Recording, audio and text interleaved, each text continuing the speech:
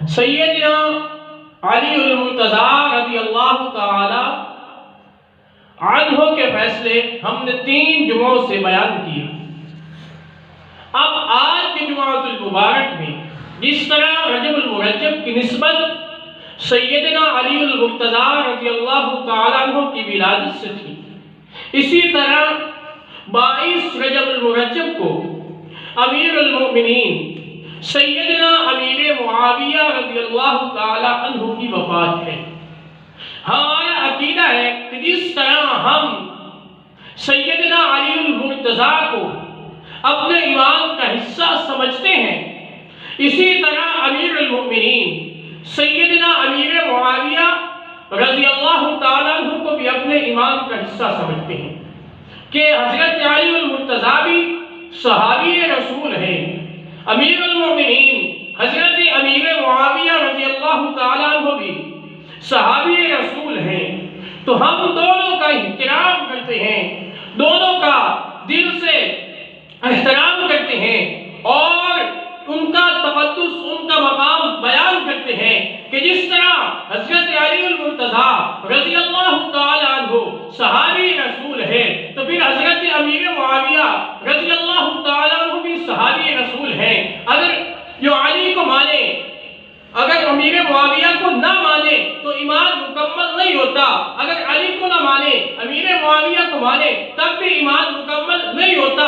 اس لیے ضروری ہے کہ دونوں کا احترام کیا جائے۔ جب دونوں صحابی رسول ہیں، جب دونوں نے نبی پاک صلی اللہ علیہ وآلہ وسلم کا دیدار کیا ہے، جب دونوں نے نبی پاک صلی اللہ علیہ وآلہ وسلم کی معیت اختیار کی ہے، جب دونوں نے نبی پاک صلی اللہ علیہ وآلہ وسلم کی نسبت اختیار کی ہے، جب دونوں کو آقا دو عالم صلی اللہ علیہ وآلہ وسلم سے نسبت ہے۔ میں آپ کو بتاؤں، آپ کی رشتہ داری بھی اس طرح ہے۔ حضرت علی المرتضیٰ رضی اللہ تعالیٰ عنہ دمال رسول ہیں، تو حضرت امیر معاویہ رضی اللہ تعالیٰ عنہ کی بہن ام حبیبہ نبی پاک صلی اللہ علیہ وسلم کے نکاح میں آئی ہیں۔ سبحان اللہ، رشتہ داری ہے، ایک اس گھر کا دمال ہے اور ایک گھر سے نبی پاک صلی اللہ علیہ وسلم داماد ہے، ایک گھر کا دمال ہے اور ایک کے گھر سے نبی پاک صلی اللہ علیہ وسلم داماد ہے۔ حضرت امیر معاویہ کی بہن نبی پاک صلی اللہ علیہ وسلم کے گھر میں، نبی پاک صلی اللہ علیہ وسلم کی بیٹی حضرت علی کے گھر میں، کتنی رشتہ داری قریبی ہے۔ تو پھر دیکھیے، میں آپ کو ایک نکتہ سمجھاتا ہوں۔ قرآن مجید میں اللہ نے ارشاد فرمایا فی صحف مکرمہ، یہ جو صحیفے ہیں یہ بڑے مکرم ہیں، یہ بڑے عزت والے ہیں۔ صحیفے کیا ہیں؟ صحیفے آسمانی کتابیں ہیں، آسمانی کتابیں 4 ہیں، آپ سب جانتے ہیں، اور بھی صحیفے نازل ہوئے، لیکن مشہور آسمانی کتابیں کتنی ہیں؟ 4 ہیں، جس میں ایک کتاب زبور ہے، ایک انجیل ہے، ایک تورات ہے، اور آخری آسمانی کتاب قرآن مجید ہے۔ تو قرآن مجید کے بارے میں قرآن میں اللہ نے فرمایا فی صحف مکرمہ، یہ تو بڑی مکرم کتاب ہے۔ فی صحف مکرمہ مرفوعۃ مطہرہ، یہ مرفوع ہے، مرفوع کا معنی بلندی والی ہے، مطہرہ کا معنی یہ پاک ہے، یہ بڑی مکرم ہے، بڑی بلندی والی ہے، بڑی پاک کتاب ہے۔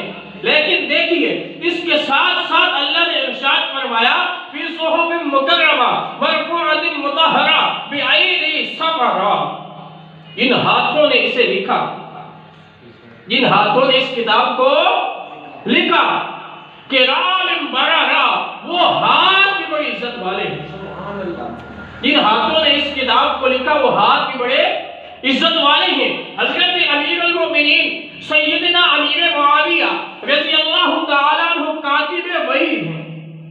آپ جب وحی آتی تھی، نبی پاک صلی اللہ علیہ وسلم حضرت امیر معاویہ کو بلاتے، آپ سے وحی لکھواتے۔ اگر نبی پاک صلی اللہ علیہ وآلہ وسلم کو معلوم تھا کہ ان میں کوئی کمی ہے، پھر کیوں آپ بلاتے؟ جس پہ اعتماد ہے، جس پہ اعتبار ہے، وہی اس سے لکھوائی جاتی ہے۔ لوح محفوظ سے لے کے جبرائیل امین تک، جبرائیل امین سے لے کے